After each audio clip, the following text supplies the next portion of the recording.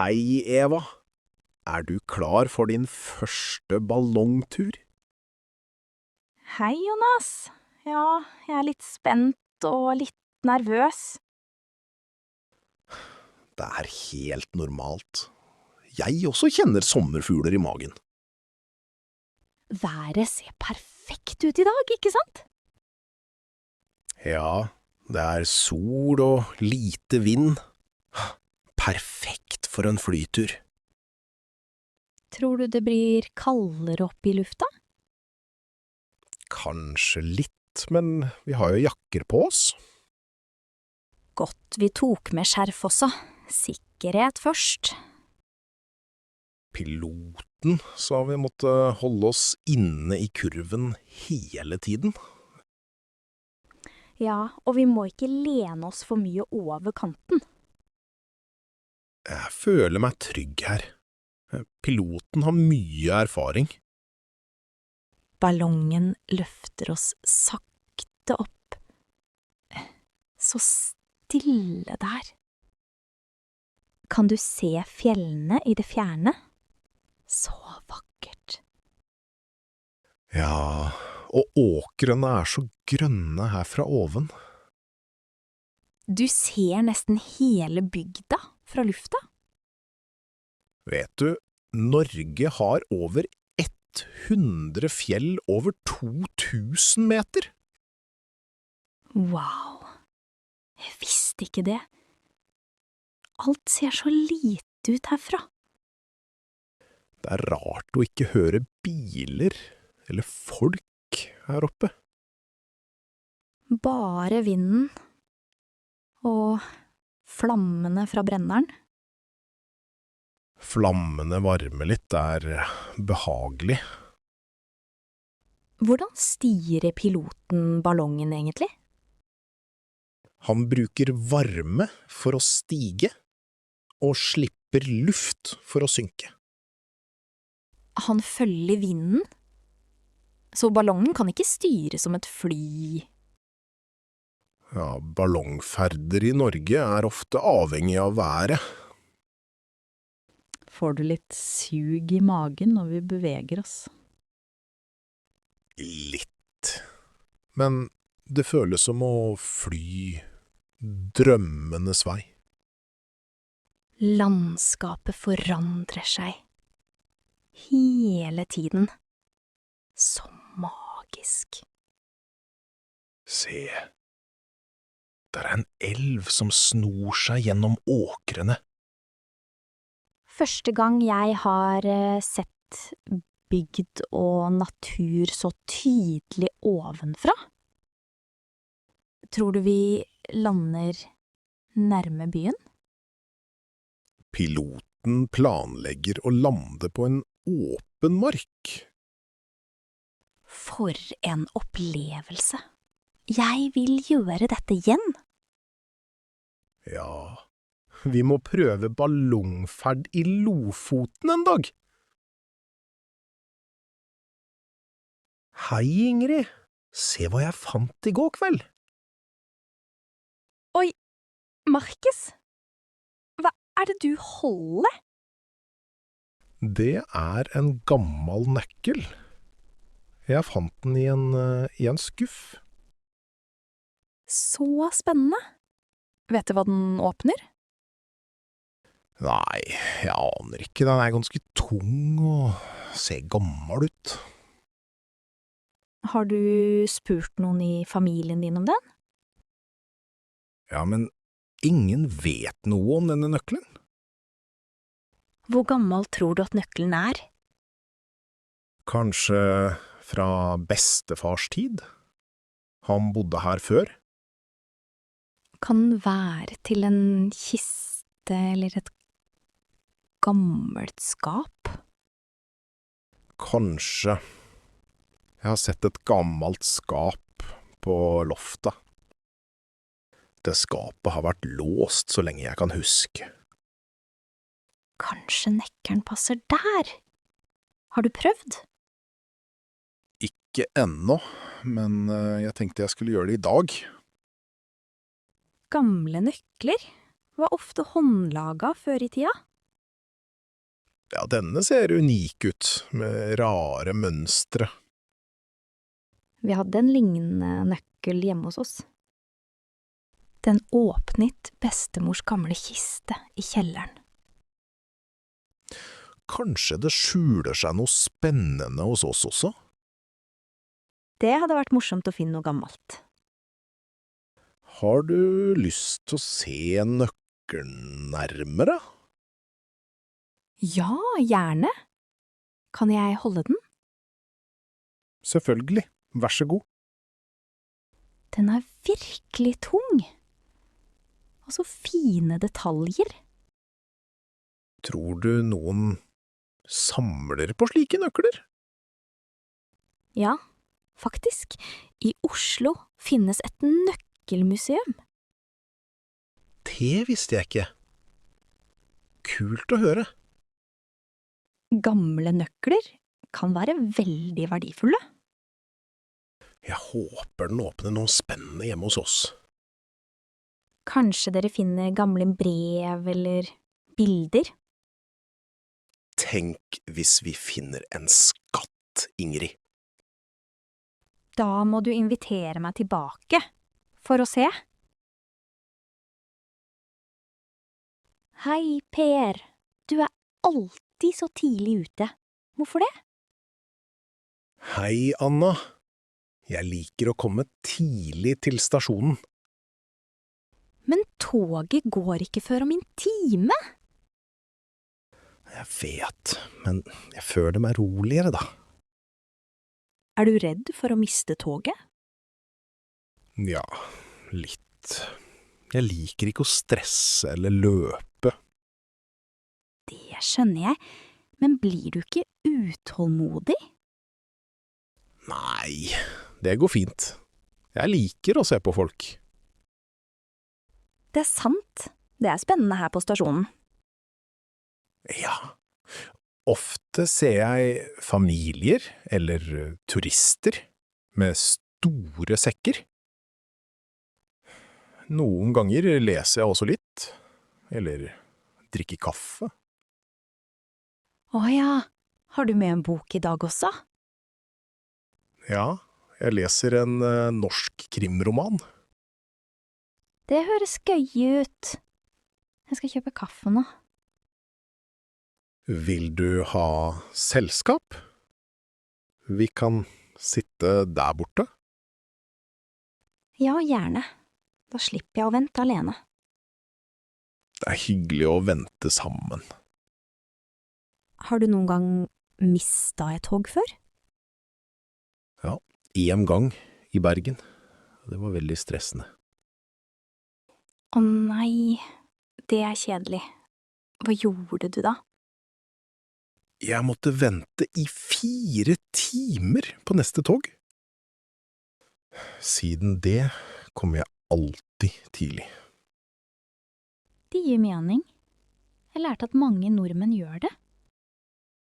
Ja, punktlighet er viktig i Norge. Det har jeg også lagt merke til. Flyplasser er enda verre. Man må være ekstra tidlig. Ja, spesielt på Gardermoen. Oftest mye kø. Jeg liker å ha tid til å kjøpe mat eller gå på toalettet. Sant. Og tid til å sjekke billetten mange ganger. Akkurat. Da føler jeg meg trygg før reisen starter. Kanskje jeg skal prøve å komme litt før neste gang? Du kan lese, høre på musikk eller bare slappe av. Takk for tipset, Per. Skal vi finne et bord nå? Ja, la oss sette oss ned og vente sammen. Det blir koselig. Hei, Per. Ser du alle skoene ved døren her? Hei, Anna. Ja, det gjør jeg. Mange sko i gangen nå. Jeg lurer alltid på hvorfor nordmenn tar av skoene. Det er ganske vanlig å ta av skoene hjemme hos oss. Vi gjør ikke det så mye i Tyskland. Er det for å holde det rent? Ja, og fordi vi ofte har snø og regn ute. Det gir mening. Våte sko inne er ikke hyggelig. Helt riktig. Tenk hvor skittent det kan bli ellers. Så alle som kommer inn må ta av skoene? Ja, de fleste gjør det automatisk, også gjester. Det er jo høflig å spørre først, kanskje? Ja, ofte spør man vil du jeg skal ta av skoene. Jeg synes det er koselig å gå i sokker inne. Jeg også. Mange bruker tøfler hjemme. Jeg har faktisk kjøpt norske tøfler før. Så bra. De er varme og myke om vinteren. Barn lærer også å ta av skoene tidlig. Ja, barnehager krever ofte innesko eller tøfler. Det er litt annerledes enn hjemme hos meg. Kanskje du kan prøve det her i Norge? Ja, jeg skal begynne med det. Hvor legger du skoene? Vi setter dem her, ved døren. Eller i skohylla. Jeg liker hvor organisert det ser ut. Veldig ryddig. Takk. Noen familier har mange par sko her. Hender det at folk glemmer skoene sine? Ja, spesielt barn glemmer ofte skoene sine her. Er det sant? Jeg har også glemt sko før. Det skjer. Vi har til og med en kurv for gjestesko. God idé. Jeg skal huske å ta av skoene heretter. Det setter vi pris på. Da føler alle seg mer hjemme. Norge har mange morsomme vaner. Jeg lærer mye. Kult! Kanskje du lærer andre å gjøre det samme? Kanskje. Skal vi lage kaffe nå? Slappe litt av. Ja, la oss gjøre det. Uten sko, så klart. Hei, Ingrid. Vet du hva? Jeg finner aldri bilen min. Hei, Per. Mener du at du mister bilen din her ofte? Ja, i store parkeringsplasser som denne. Jeg glemmer alltid hvor jeg parkerer. Det høres frustrerende ut. Skjer det ofte med deg? Ja, nesten hver uke. Jeg går rundt og leter lenge. Hva gjør du da? Prøver du å huske noen tegn? Noen ganger prøver jeg å se på butikker eller søyler, men jeg glemmer likevel. Du kan kanskje ta bilde av plassen med mobilen? Det var smart. Jeg har aldri tenkt på det. Kanskje jeg burde begynne med det? I store parkeringshus er det ofte bokstaver og tall på veggene. I Oslo har de til og med farger for å hjelpe folk å huske. Er det sant? Jeg har bare sett bokstaver, men ikke farger. I Trondheim bruker de noen steder bilder også, som dyr eller blomster. Kanskje jeg trenger både bilder, bokstaver og tall for å huske.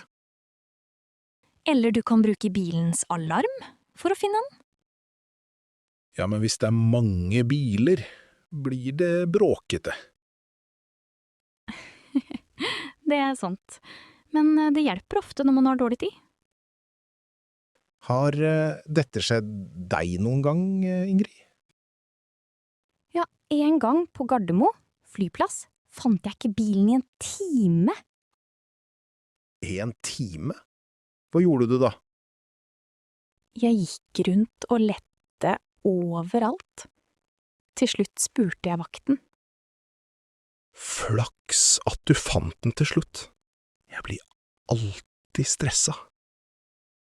Neste gang kan vi gå sammen, så glemmer du ikke hvor bilen står. Takk. Du er snill. Kanskje jeg lærer en dag. Alle glemmer noe av og til. Det er helt vanlig. Ja, men jeg tror jeg glemmer mer enn de fleste.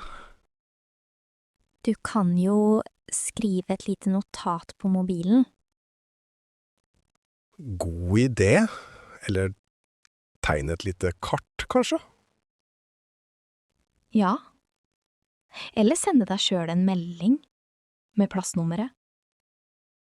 Ja, jeg lover å prøve noe nytt neste gang. Flott!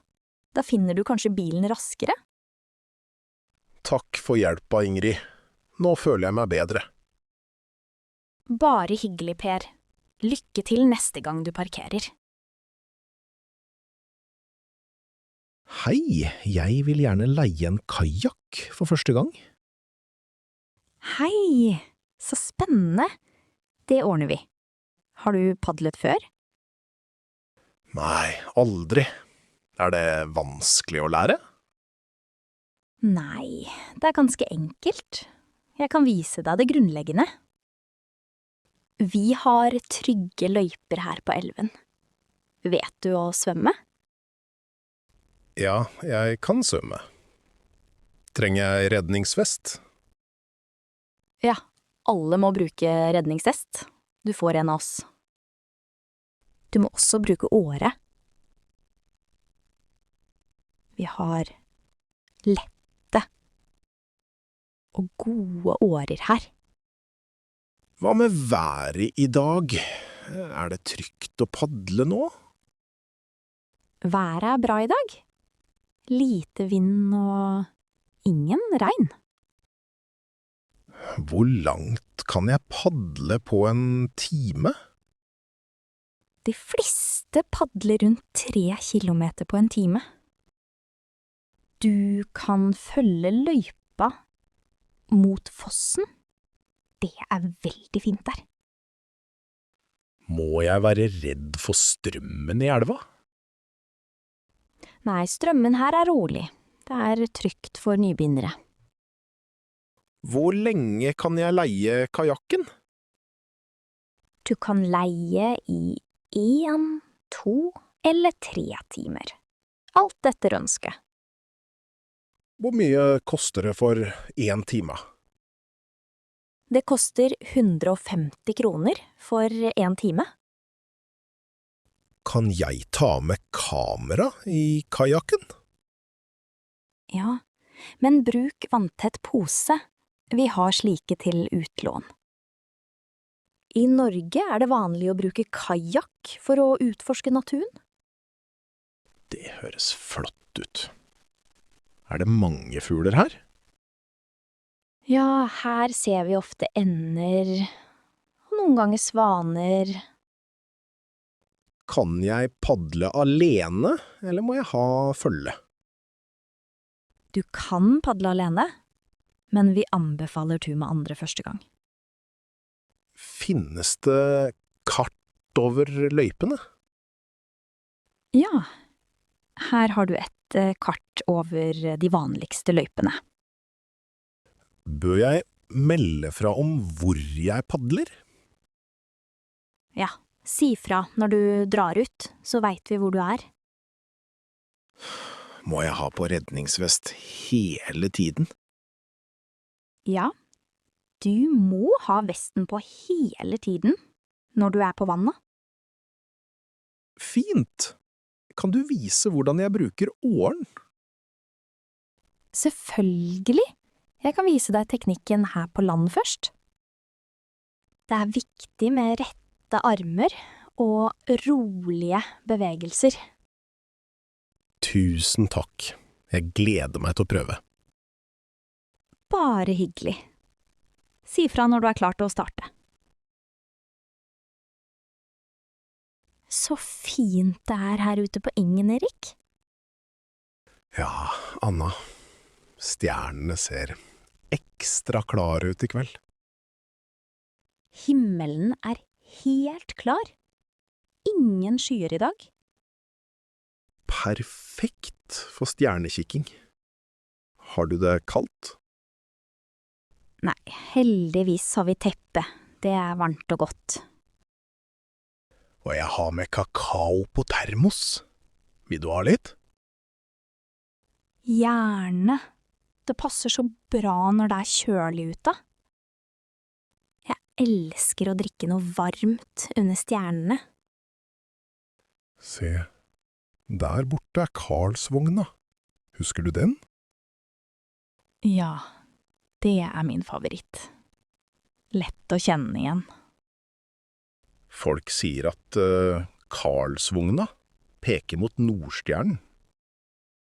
Det stemmer! Nordstjernen står alltid mot nord. Teleskopet vårt er bra. Skal vi prøve å se månen? Ja, la oss gjøre det. Jeg stiller inn teleskopet. Oi, man kan se krateret på månen. Så spennende. Utrolig! Jeg har aldri sett så tydelige detaljer. Vil du ha litt sjokolade også? Ja, takk. Litt søtt gjør alltid kvelden bedre. Stjernehimmelen minner meg om barndommen min. Meg også. Jeg pleide å ligge på gresset og telle stjerner. Vet du, i Norge har vi mange fine steder for stjerneskikking. Ja, steder som Trysil og Lofoten er kjent for det. Det er fantastisk at vi har så mye natur rundt oss. Ja, det gjør slike kvelder ekstra spesielle. Hører du noe? Det er så stille her ute. Bare vinden, og kanskje en ule i det fjerne. Vi har virkelig alt vi trenger akkurat nå, føler jeg. Enig. God mat, koselig teppe og flott utsikt. Neste gang kan vi kanskje ta med venner også? God idé. Jo flere, desto mer moro under stjernene. Skal vi prøve å finne Orion da? Ja, jeg tror den er på vei opp bak trærne der. Hei! Velkommen til småflyplassen vår. Takk. Jeg har aldri vært på en flyplass så liten før. Det er veldig koselig her. Vi har 4 hangarer. Så spennende. Hva bruker dere hangarene til? Vi parkerer flyene våre og gjør vedlikehold der. Noen ganger holder vi også kurs for piloter. Kult. Hvor mange fly er det her vanligvis? Vi har 12 småfly. De fleste er Cessna og Piper. Cessna, ja. Jeg har sett slike før på TV. De er perfekte for korte turer og flyskole. Hvor gammel er denne flyplassen egentlig? Den åpnet i 1968, så vi har lang historie. Wow! Har dere hatt mange kjente besøkende her? Ja, noen kjente piloter har vært innom. Vi har faktisk hatt en luftakrobatikk-oppvisning. Det må ha vært imponerende å se. Ja, hele bygda kom for å se på flyene. Er det mulig å ta et lite fly selv her? Ja, vi tilbyr prøvetimer med instruktør. Det høres morsomt ut. Er det vanskelig å lære? Det krever trening, men alle kan prøve.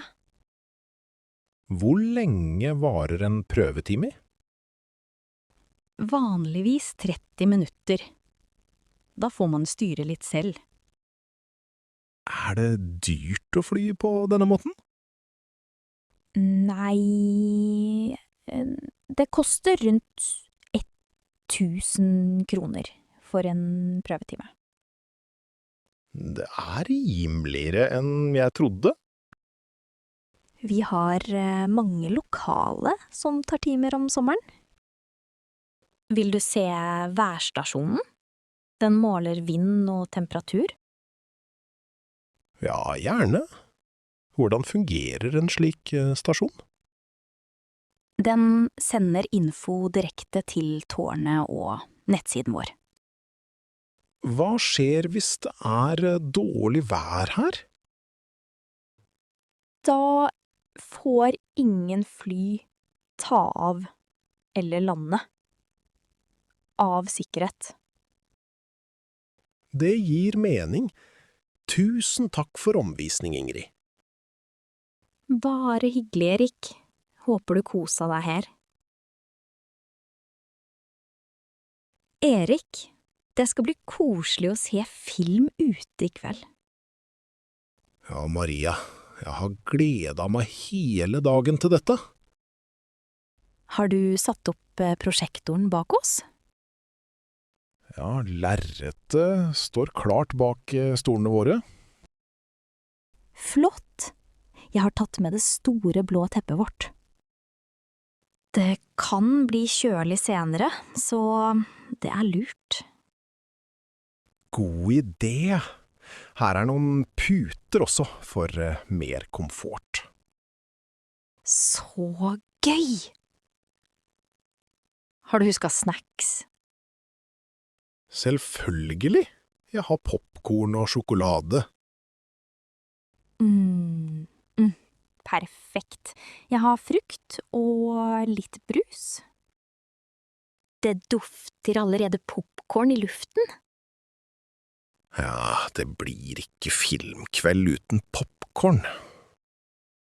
Hva slags film skal vi se i dag? Jeg tror det er en komedie fra Norge. Har du sett Bølgen før? Nei, det har jeg ikke. Er den morsom eller spennende? Den er spennende og litt morsom også, tror jeg.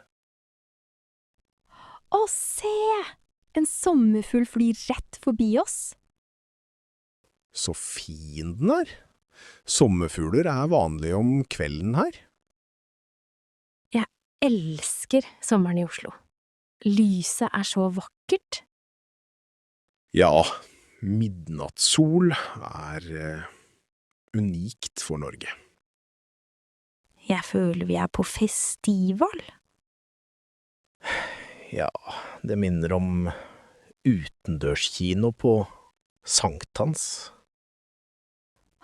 Sankt Hans er så koselig. Med bål og venner. Det er sant. Vil du ha litt mer teppe? Ja, takk. Jeg fryser litt på beina. Her. Legg føttene dine oppå denne puten. Takk, det var bedre. Nå er det nesten mørkt. Ja, filmen starter snart. Ser du skjermen godt? Ja, jeg har en perfekt plass nå. Supert. Da er det bare å glede seg til filmen. Jeg er klar. Dette blir en flott kveld sammen. Se på alle de oppblåsbare bassengene, Per. Ja, det er mange å velge mellom, Anna. Hvor stort basseng trenger vi, tror du? Jeg tror et basseng på 2 meter er nok til oss. Da kan vi også sitte sammen med barna. God idé! Skal vi se på denne her? Det står her 2,44 meter lang og 61 centimeter høy. Det er ganske stort. Hva slags materiale er det? Den er laget av PVC-plast. PVC er slitesterkt og lett å rengjøre. Ja, men vi må passe på å ikke stikke hull. Vi kan sette den på plenen hjemme. Kan vi brette den sammen og lagre den til vinteren? Ja, det er veldig praktisk. Hvordan holder vi vannet rent? Kanskje vi må kjøpe et deksel også? Vi kan bruke litt klor i vannet. Er det trygt for barna? Ja, hvis vi følger instruksjonene.